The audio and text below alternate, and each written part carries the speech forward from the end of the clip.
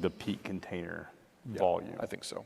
And so your contention is that now it's that trucking and rail transport between Mexico and the United States. For Mexico, yes. If we can reform Jones, we can bring the manufacturing back on the water in the United States in a very big way.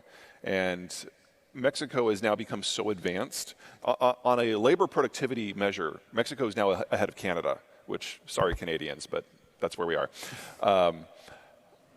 Which means that Mexico now needs a low-cost, low-wage partner. Isn't that hilarious? It's like Mexico basically needs a 1980s Mexico. Colombia and Cuba are the obvious candidates. They're close. We already have a free trade agreement with Colombia. I cannot think of a better way to destroy Castro's legacy than to integrate with it. Oh my God. It's like the whole thing would just be wiped away in months. That's my vote, but whatever. But it's a much simpler system that is reliant on things close to home. Because if you want to have a trade deal with, say, China or the European Union, you know, you're negotiating among near peers there. It's kind of a pain in the ass.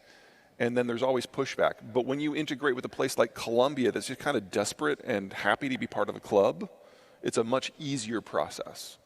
And so you don't need to do things at scale to the same degree.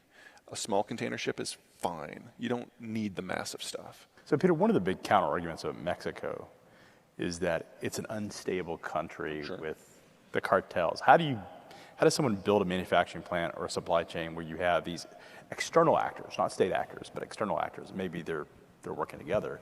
How do you contend with that? Is Mexico going to come into the system in a way that is going to create stable supply chains? Well, let me give you pros and cons. Pros, I'd say we've already shown that it can be done. The Texans have been doing this for 30 years now. Half of our trade with Mexico is via Texas. It's not that the cartels are not a real threat, and it's not that as long as we love our cocaine, we're not going to keep fueling them, because that's exactly where this comes from. It's not, the cartels did not just magically appear in Mexico. They're kind of at least half our fault.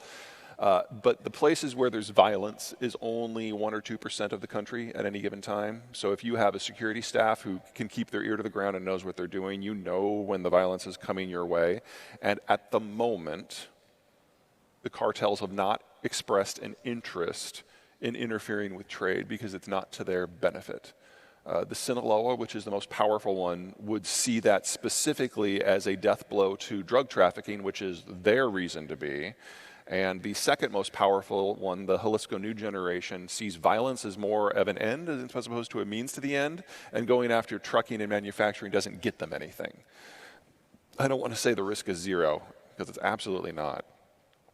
But they don't see a business model for interfering with trade, aside from just wanting to get access to the plazas. In terms of how you do it, where are my Texans? There's got to be a few of you in here. One in the back. Wow. Shy Texans. Okay.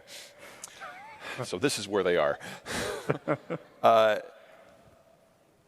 Northern Mexico is desert and highland, which means there aren't a lot of farms, there aren't a lot of small towns. So the normal ebb and flow of populations that we have in the United States and Canada, it's very different. Here, when a city starts to develop and really industrialize in a big way and get into manufacturing, they start drawing labor from other communities that are nearby. In northern Mexico, there are no other communities. So pros and cons. The pro is that there's usually just a handful of families who run the entire metro, and that metro stops at the edge of the desert, and that's it.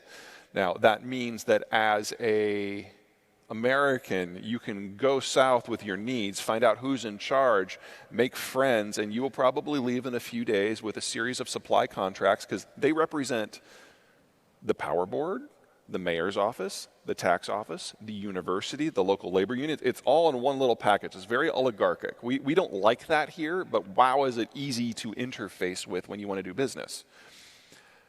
You'll leave with those deals, probably a godchild and absolutely a splitting hangover, because you're part of the family now. And the Texans have been doing this for 30 years. But once you've gobbled up all the labor for each metro, you're done. The Mexicans aren't mobile like we are because they don't have those secondary communities in the north. Well, there's only 130 million Mexicans. About a quarter of those are in the northern states that we have the most experience with. And I would argue that the Texans have already gobbled up about 70 to 75% of that labor. So there's a limited window for everyone else to get in on northern Mexico, where the logistics are simpler, where the politics are simpler. Once that is gobbled up, and at the rate we're going, that's in less than 2 or 3 years, we then have to go into central Mexico, which is a much different environment. And now you're dealing with people like AMLO. Now you're dealing with not so much oligarchs, but a more connected community that has its own weight. It's not that that can't be productive. It's wildly productive, but it's a much more complicated launch process that requires a lot more negotiation, a lot more government involvement. So Peter, you sound incredibly bullish on North America. Mm-hmm. We would be remiss if we didn't talk about this transition to EVs. Is it? Oh, I thought you were going to say Canada. Okay, yeah, sure. EVs? No, electric vehicles in terms of the transition, which we don't have a lot of those materials here. Yeah. How do we navigate that? Yeah, it's not going to happen is a short version. Okay. It just can't happen. Leaving aside the processing question, which is a 2-year fix, Russia is one of the world's top 3 suppliers of copper, of nickel, of cobalt, and of aluminum. And all of those are going to zero. So we're going to be in a position very soon where we have to decide which parts of the green transition